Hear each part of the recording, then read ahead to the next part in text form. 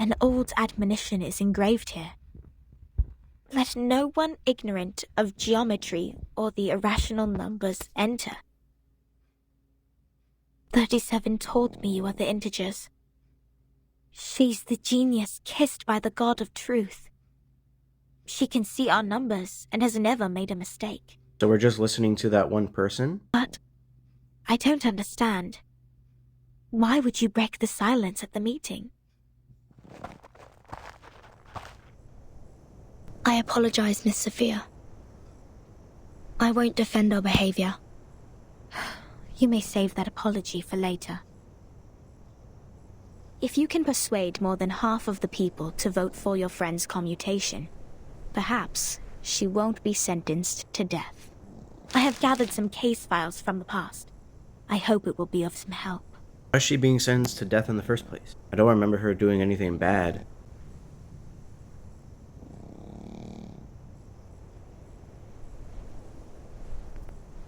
These files are... But won't you be in trouble for helping us? I have my own reasons.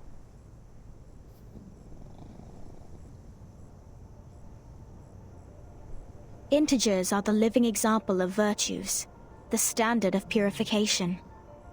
It represents a soul existing in the world of forms, a true being. It is the floating points behind the decimal which dent the process of our overall purification. The evil, the ones who violate rules knowingly, the ones who turn a positive number into negatives, and a civil person, a criminal. How are these numbers even given out? I don't remember.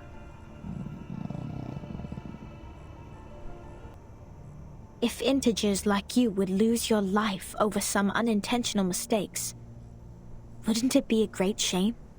Besides, I can't stand the idea of you being killed in front of me. Not rigorous.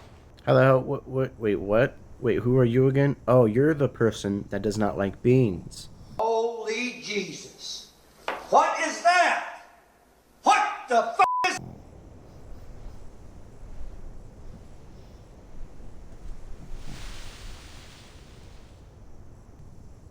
For one thing, we still don't know Vertin and Sonetto's numbers. What then? Why is Sonetto being sentenced to death? For another, the fact that every crow we've seen is black doesn't necessarily entail that the next crow will also be black. You didn't have to cut me off. Crows are widely known to be black, though. Should have used butterfly colors instead. Even if every virtuous person we met has been an integer, we can't be certain that the next one will still be an integer. Same case for irrational numbers. You're right, 37. But people always tend to believe that virtuous people are integers. That is what we call belief. You're snoring in the background? That's just my dog. Correct, but not entirely correct. Everyone can make mistakes. Numbers are just numbers. They are not associated with virtues.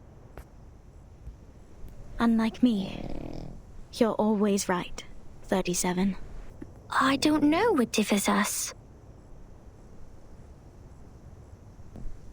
Will you be at the assembly? Is she talking to me or to 37? Yes. Oh, she was talking to 37. Then I will leave them with you. I'm not qualified to set foot in the Hall of Truth. Wait, why is she called Sophia, but the other one just called 37? I have done poorly in receiving the guests.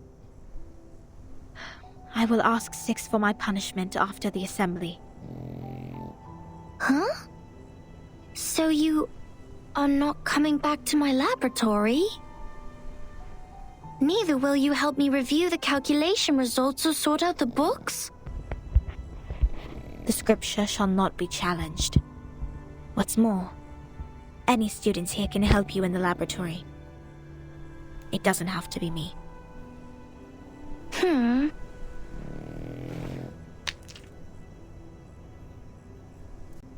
Had I known, I would have let someone else welcome Vertin and her friends. Like 210. He loves to brag to young ladies so much that he would take the punishment willingly, right? You were that someone else who was assigned to receive them in the first place. If I hadn't stopped you in time, how much longer would Regulus's head have stayed in your mouth? Hey, yo, what the fuck? I don't remember that reference there. What? Not to mention what happened last time. And the time before that. But the fact that I have messed up all the receptions before doesn't mean I may excel in the next one. The chances of messing up the first reception and the 100th reception are the same. Whatever you say, you little sophist. What's a sophist?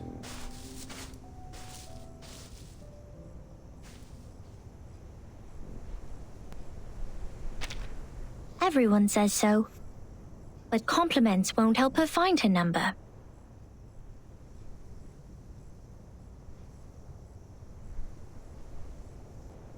So, Vertin, are you ready for the debate?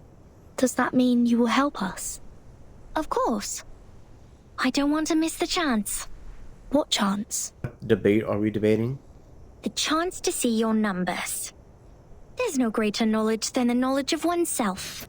And there's no more exciting truth than the truth of oneself.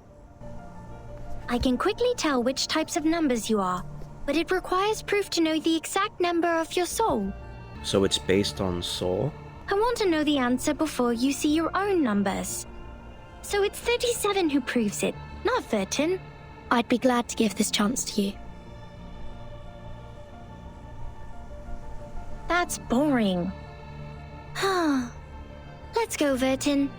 The assembly's about to start.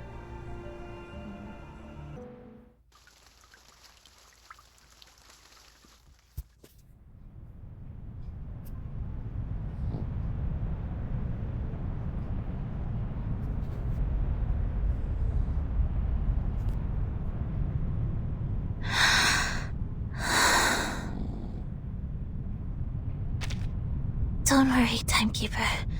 I'll defend myself. Back in the Foundation, I once won a public debate of a similar nature. This is my duty. I won't let it get in the way of the team's investigation. Sometimes she sounds British, sometimes she sounds American. Sonetto.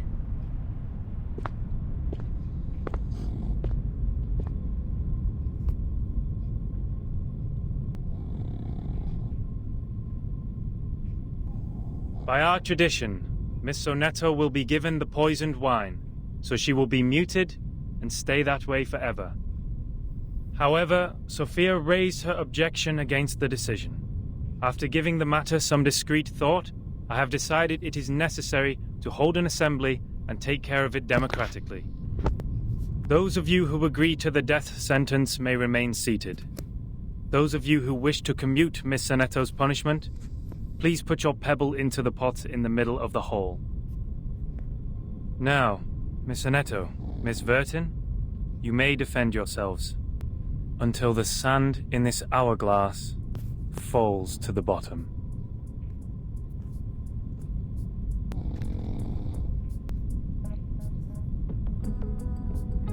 I am Sonetto from St. Pavlov Foundation. I wish all the honorable audiences here would lend me their ears to hear my defense as a humanitarian gesture. What number are you?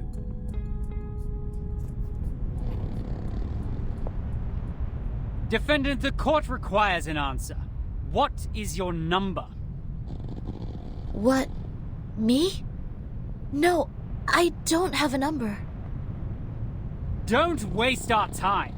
People without a number cannot stand in the Hall of Truth. All her words are void. Sentence her to death now!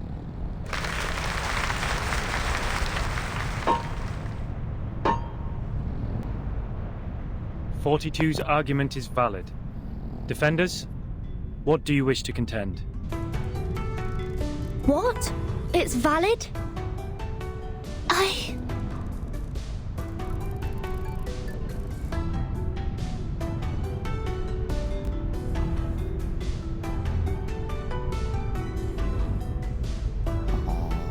Objection!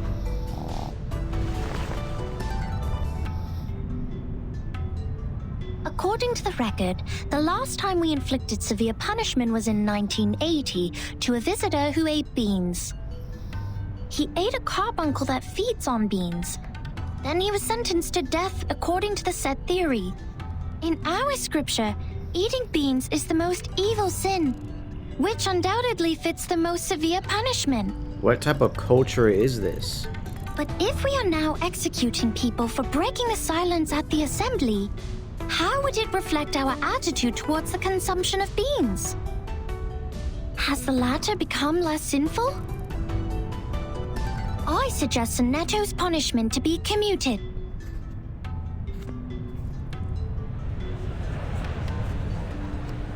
A good argument. 37's argument is deemed valid. The debate will continue.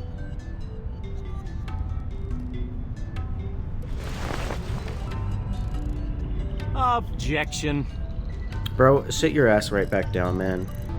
The punishment for eating beans is to throw the offenders into the Gorgon current, while the punishment for the silence breaker is to drink poisoned wine. Among all the punishments we have, there's no other punishment more dreadful than being thrown into the Gorgon current. Because eternity and infinity are the two things we have the least knowledge of, which makes them the most ghastly punishments among all. Giving her the poisoned wine doesn't make the consumption of beans less sinful. Her argument is invalid.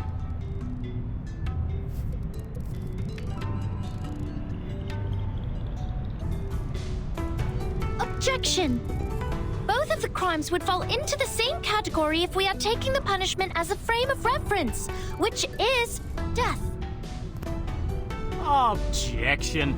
The two crimes in question are not commensurable, which makes your comparison invalid.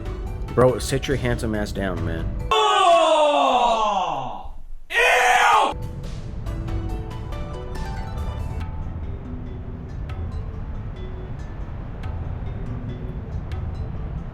What's this? I'm completely lost in this irrational debate. I see. So that's how it works. Timekeeper? Relax. I will help you.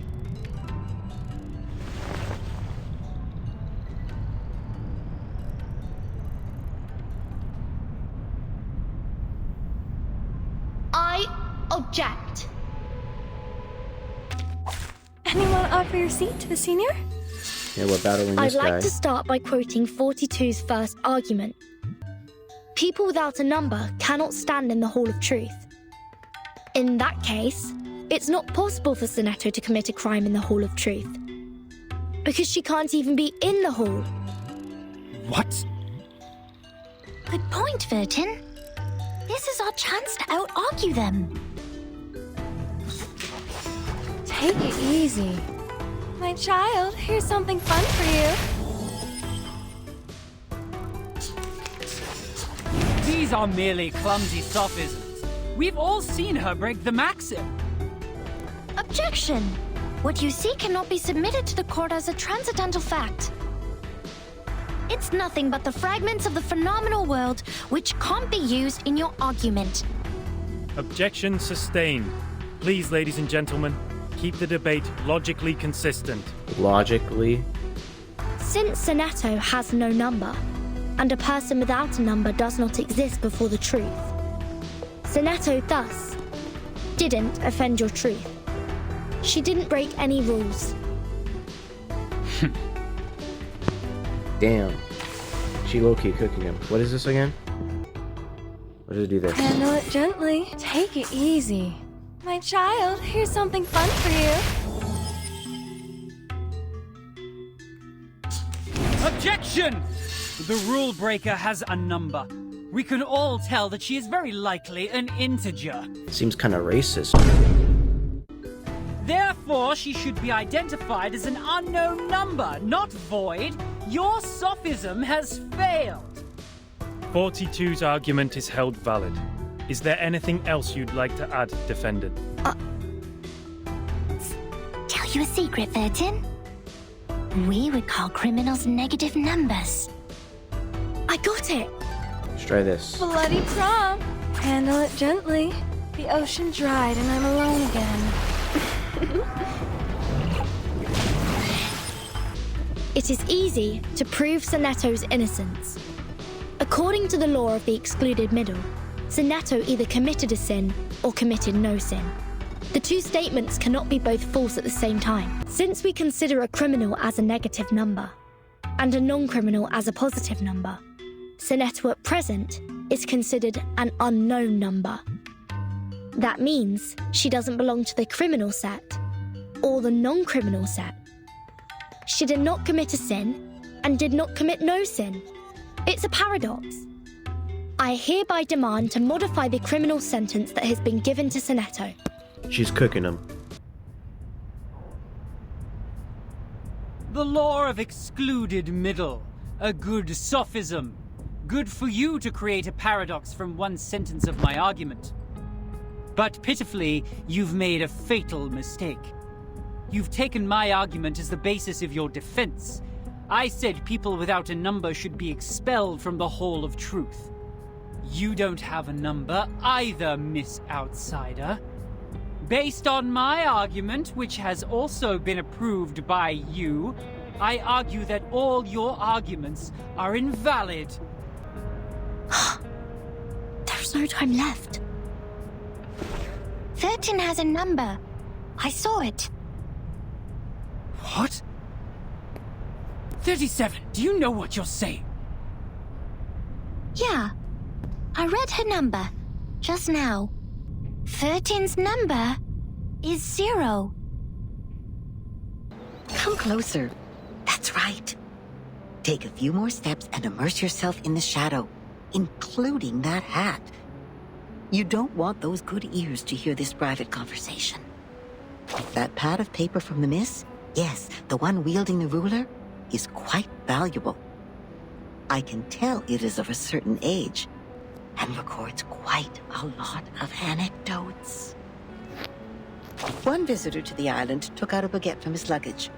To share it with others, he made an attempt to parcel it off. Another visitor fell to the ground and happened to sit on a quart measure and break it. You can learn the punishments for them from the paper. The former was thrown into the sea, while the latter into the further sea. Only God knows how this wine-dark sea holds so many visitors. Oh, the debate! That's really a pain in the neck for that logical, pragmatic assistant of yours, isn't it? People always tend to mark what they can't figure out as arcanists' doings, as if things would make sense once they... But it won't change the fact that the debate is only a game involving sophistry, improvisation, and straw man fallacy. So what makes it superior to beans, if the form is what they are really after? What's straw man fallacy? I never heard that before. Anyways, whoever fools the others first will win the game. No arcanum at all. And that argument of hers is the best attraction for the audience. A special number. A 0. That's ambitious, darling, and I love it. But you need to know that infinity is the most unfamiliar thing for the people, and that's why it triggers the most curiosity. Whoever tries to eat up this elephant with one bite will get all bloated and pinned by their own weight, waiting to die like a turtle upside down. By then, I guess you would be eager to throw up the elephant and turn back into the adorable, easygoing 0 we all like. See, just like you, people are always on the way to finding something that can satisfy them undoubtedly. As if what they already have was disappointing. They stare at the flame of the matches, read the tea leaves in the cup, and bustle around the instruments with star patterns. Now, back to the number we just talked about. Oh my! It's the prediction of your whole life! Can you believe that? You owe that spirited little genius a thank you. By the way, what do you see in her number? I always know you're a quick learner. You're very good at noticing new things. That's right. 37 is only 37. A nice, unique prime number which equals the word genius. At least everyone prefers to think this way. Why not deify the one that is able to reach the truth when you have the chance? It's much easier to pin your hopes on others than to blame yourself. I guess you also did that, right, darling? It's okay. She never says no. She just lets the hopes pile up on her shoulder because she simply doesn't care at all. What a good child.